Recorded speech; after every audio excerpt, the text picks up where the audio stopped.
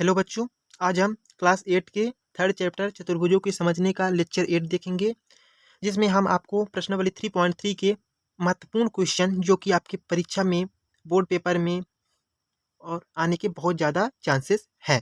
तो चलिए शुरू करते हैं।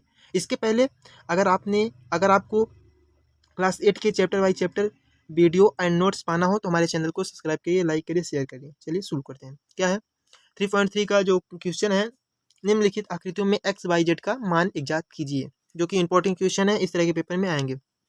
क्या क्या क्या है, जैसे फर्स्ट क्वेश्चन देखते हैं कि अगर इस तरह का डायग्राम बना हो जो कि समांतर चतुर्भुज है, इसमें एक्स वाई जेड का वैल्यू निकालना है। तो क्या देखना है हमको कि जैसे निकालना है तो एक कोण दिया है 100 अंश और सभी निकालना है एक्स वाई जेड। तो हम जानते हैं समांतर चतुर्भुज के सम्मुख, सम्मुख मतलब सामने, इसके सामने ये, इसके सामने सम्मुख कोण बराबर होते हैं। तो 100 के सामने ये है, 100 का सम्मुख कोण ये, तो बाई बराबर 100। बाई का वैल्यू होगा 100 क्योंकि होगा सम्मुख कोण और बराबर होता है, इसलिए बाई का वैल्यू भी 100 होगा। समझ में आ गया। फिर एक्स और जेड का कैसे निकालें? हम लोग जानते हैं तिर्यक छेदी रेखा क्या होता है, इसके बारे में मैं अभी कौन सा लेक्चर है, 6 लेक्चर में मैंने बता दिया। आप लोग अच्छे से देखें क्या है कि एक्स और बाई क्या है, तिर्यक छेदी रेखा है। एक्स और बाई क्या है, तिर्यक छेदी रेखा है। और तिर्यक छेदी रेखा के कोणों का योग कितना होता है, 180। तो एक्स और बाई का 180 कर दिया, एक्स ठीक है, बाई का वैल्यू 100 इज इक्वल 180। एक्स इस 100 को उधर ले गया तो कितना आ गया, घटा दिए 80। ठीक है। फिर जेड और एक्स, पुनः जेड और एक्स क्या है, सम्मुख कोण है। जेड की वैल्यू निकालना है, एक्स की वैल्यू कितनी है 80, तो हमारा जेड भी निकल आया 80। समझ में आ गया। चलिए देखते हैं दूसरा क्वेश्चन।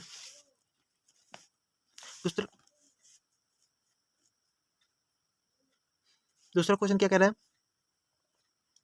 कि इस तरह का डायग्राम है, ये जो रेड से है ये मैंने क्वेश्चन है, ओरिजिनल क्वेश्चन, और जो ये डॉट डॉट है ये मैंने अपने से ड्रॉ किया है आप लोगों को समझाने के लिए। ओनली रेड से जो कलर है वही क्वेश्चन है। ओके, इस डायग्राम में तो क्या है, कोण एक, जो कि कोण एक है बराबर 50 अंश। कोण एक बराबर 50 अंश सम्मुख कोण है। कोण एक, देखिए कोण एक ये है और 50 क्या है, ये है। दोनों क्या है, सामने सामने है। और समांतर चतुर्भुज की जानते हैं आप, सम्मुख कोण क्या होते हैं, बराबर होते हैं। एक की वैल्यू क्या हो जाएगी 50, सम्मुख कोण है। ठीक है। फिर देखिए एक, हमको तो एक्स वाई जेड की वैल्यू निकालना है। तो आप देखिए एक और जेड, कोण एक और जेड क्या है, रैखिक युग्म कोण है। रैखिक युग्म कोण क्या होते हैं, आप जाइए लेक्चर 6 में देखिए क्या होते हैं।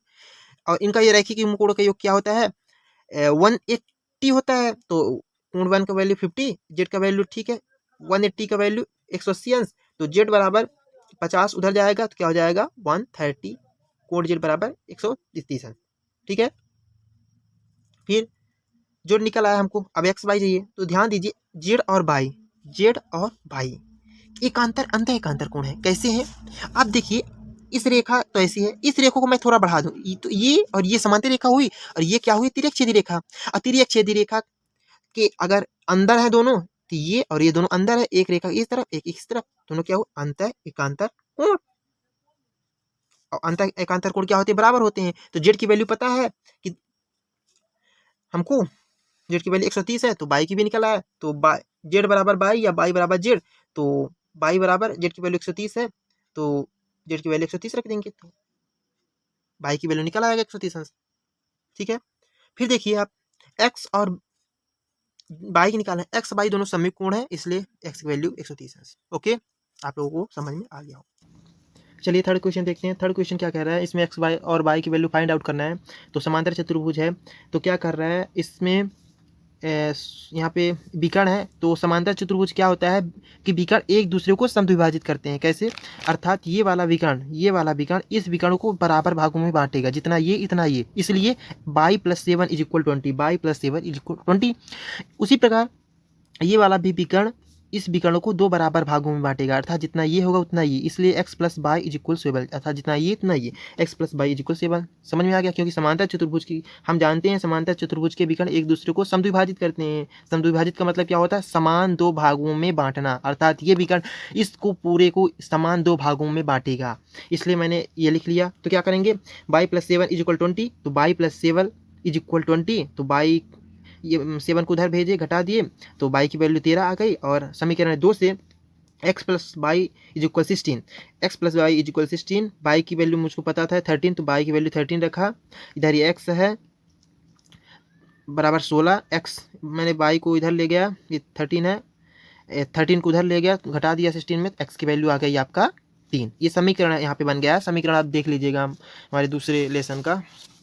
चलिए देखते हैं।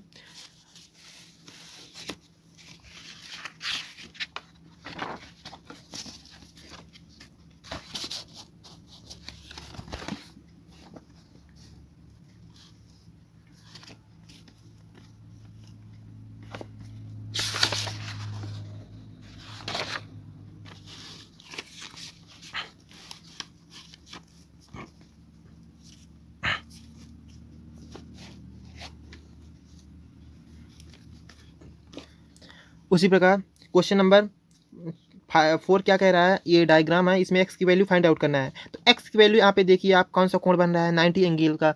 90 एंगल जो होता है तो समकोण बन रहा है, समकोण मतलब 90 अंश का हो जाएगा। फिर क्या करना है हमको, y और z की वैल्यू निकालना है।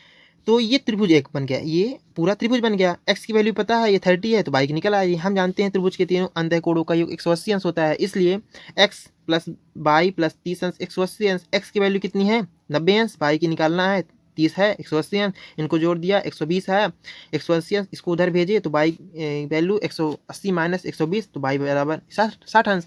फिर देखना है कि z की निकालना है। तो आप ध्यान रखिए किस बात, अगर इस और इस लाइन को मैं बढ़ा दूँ और इस लाइन को आगे और पीछे बढ़ा दूं, और इस लाइन को मैं बढ़ा दूं, तो ये दोनों समांतर रेखा हो गई और ये तिर्यक-छेदी रेखा हो गई। तो ध्यान रखिए, तो क्या होता है तिर्यक-छेदी रेखा में, तिर्यक रेखा कोण बनाती है। तो ये तिर्यक रेखा में जो ये कोण बनेगा और ये कोण बनेगा, क्या होगा, कौन सा कोण, एकांतर कोण। कैसा एकांतर कोण, अंतः एकांतर कोण।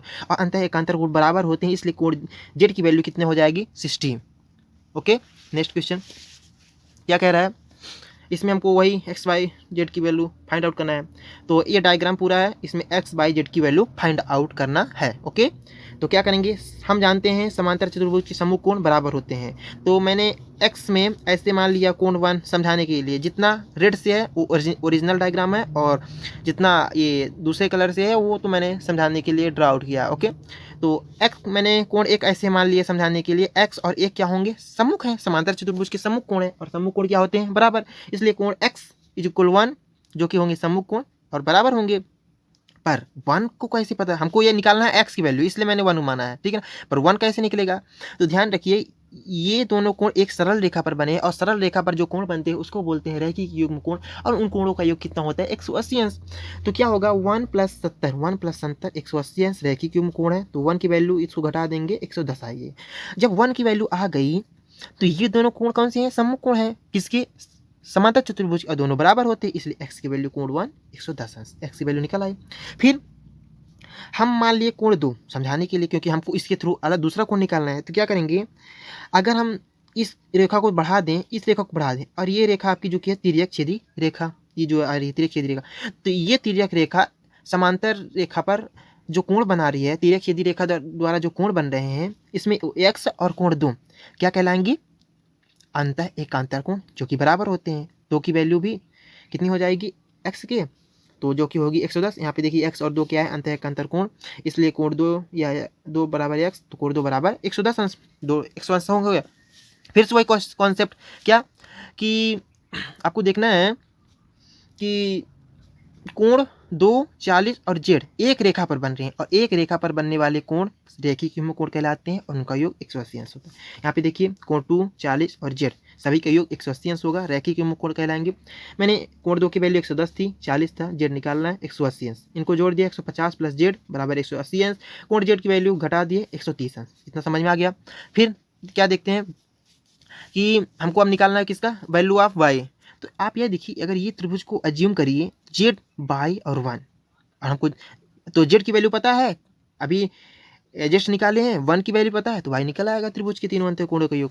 तो देखिए हम जानते हैं त्रिभुज के तीनों अंतःकोणों का योग कितना होता है 180 अंश। तो जेड की वैल्यू कितना अभी निकालें 30, बाई की वैल्यू कितना है वो तो निकालना है, और 1 की वैल्यू जो हम पहले ही निकाल चुके हैं, यहाँ पे देखिए जो पहले निकाल चुके हैं, ये यहाँ पे 1 की वैल्यू 110 अंश। तो यहाँ पे नोट डाउन करेंगे 110 अंश बराबर 180 अंश, दोनों को जोड़ देंगे, कोण बाई 100 प्लस 40 बराबर 180 अंश, कोण बाई बराबर घटा देंगे 40 अंश। समझ में आ गया। आई होप आप लोगों को हमारा वीडियो पसंद आया हो तो हमारे चैनल को लाइक करिए, सब्सक्राइब करिए, और अगर इसी का नोट्स पाना हो जो मैंने समझाया है तो हमारे टेलीग्राम चैनल को ज्वाइन करिए, जिसकी लिंक डिस्क्रिप्शन बॉक्स में दी गई हुई है, और व्हाट्सएप चैनल की भी लिंक दी हुई है। आई होप आप लोगों को पसंद हो। थैंक्स।